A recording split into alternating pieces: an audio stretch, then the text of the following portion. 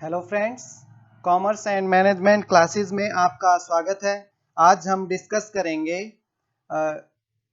2018 का UGC net JRF का paper number 1 and set number 7 और उसके हम टीचिंग एप्टीट्यूड के क्वेश्चंस देखेंगे। तो चलिए शुरू करते हैं। क्वेश्चन नंबर 1, निम्नलिखित में से कौन एक शिक्षार्थी के गुण के रूप में भावनात्मक बुद्धि यानी इमोशनल इंटेलिजेंस को उत्तम विधि से वर्णित करता है? ऑप्शंस हैं ए, अपनी स्वयं की और अन्य लोगों की भावनात्मक बुद्धि की पहचान करना, बी, अपनी भावनाओं को दृढ़ता से व्यक्त करना, सी, सोच और व्यवहार को निर्देशित करने के लिए भावनात्मक सूचना का प्रयोग करना, डी, उत्तम प्रेक्षण, वैज्ञानिक चिंतन और निगमनात्मक तर्कना। डी, सोच और व्यवहार को निर्देशित करने के लिए भावनात्मक सूचना का प्रयोग करना, यानी use of emotional information to guide thinking and behaviour. Answer है सी। क्वेश्चन नंबर 2,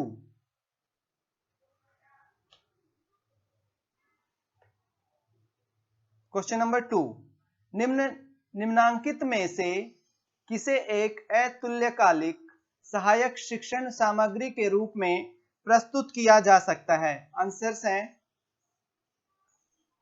ए, आंसर्स हैं 1, AC यानी स्काइप एंड फेसबुक, CEF यानी Facebook, email and Google hangout, या थर्ड ABC यानी स्काइप, ब्लॉग और फेसबुक, F है फोर्थ BCE यानी blog, Facebook post and email.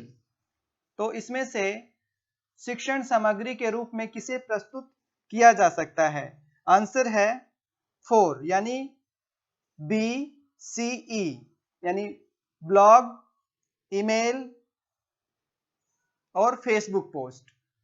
मूल्यांकन का लक्ष्य है ए, विद्यार्थी को अगले स्तर पर बढ़ाना, बी, सतत फीडबैक प्रदान, विद्यार्थी अधिगम की निगरानी, सी, एक मानक अथवा बेंचमार्क के आधार पर विद्यार्थी अधिगम की तुलना, या डी, विद्यार्थियों के अधिगम के आधार पर उनके समूह बनाना।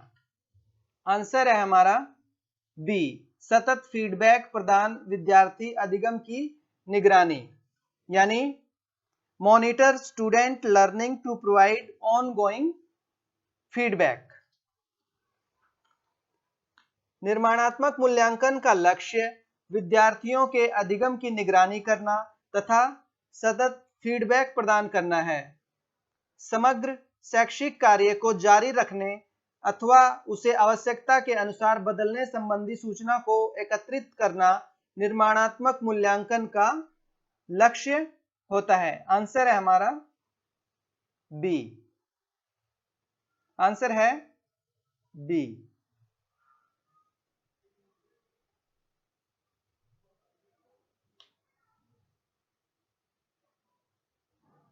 क्वेश्चन नंबर 4, ऐसे विद्यालय में जिनमें अनुत्तीर्णों की संख्या बहुत ज्यादा हो, शिक्षा के अकादमिक उद्देश्यों की प्राप्ति में पर्याप्त कठिनाई की संभावना वालों को बाहर निकालने के लिए आप प्रश्न पत्र विकसित करना चाह सकते हैं।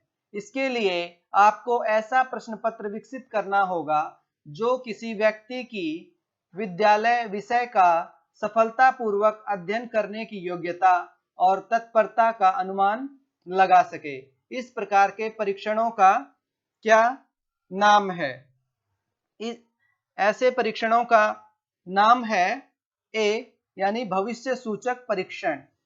ऐसे विद्यालय जिसमें अनुत्तीर्णों की संख्या बहुत ज्यादा हो, शिक्षा के अकादमिक उद्देश्यों की प्राप्ति में पर्याप्त कठिनाइयों की संभावना वालों को बाहर निकालने के लिए हमें ऐसा प्रश्न पत्र विकसित करना होगा जो किसी व्यक्ति की विद्यालय विषय का सफलतापूर्वक अध्ययन करने की योग्यता और तत्परता का अनुमान लगा सके। तो आंसर है ये ए। आंसर है ए, भविष्य सूचक परीक्षण।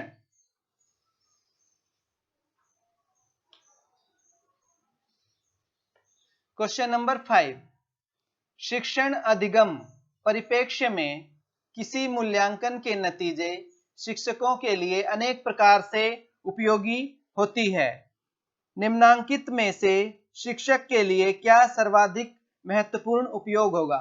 ए, अनुदेश योजना बनाने में और अपनाई गई शिक्षण रणनीति की प्रभावशीलता का पता लगाने में उपयोग, या बी, छात्रों की अध्ययन रुचियों के बारे में जानकारी प्राप्त करना, सी, छात्रों के अन्य संस्थानों में प्लेसमेंट के बारे में निर्णय लेने के लिए मूल्यांकन नतीजे का उपयोग, या डी, छात्रों पर कुछ प्रभावों की पहचान करने में मूल्यांकन नतीजे का उपयोग।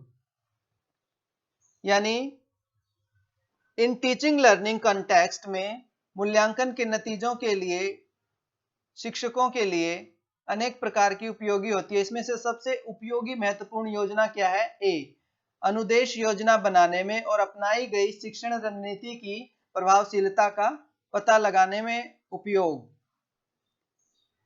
यानी शिक्षण अधिगम परिप्रेक्ष्य में किसी मूल्यांकन के नतीजे शिक्षकों के लिए अनुदेश योजना बनाने में और अपनाई गई शिक्षण रणनीति की प्रभावशीलता का पता लगाने में उपयोगी निष्कर्ष इस रणनीति के लिए उत्तरदायी होते हैं कि वर्तमान में प्रभावी शिक्षण रणनीति कितना प्रभावशाली है और आगे इसे अच्छे नतीजे प्राप्त करने के लिए क्या सुधार किए जा सकते हैं।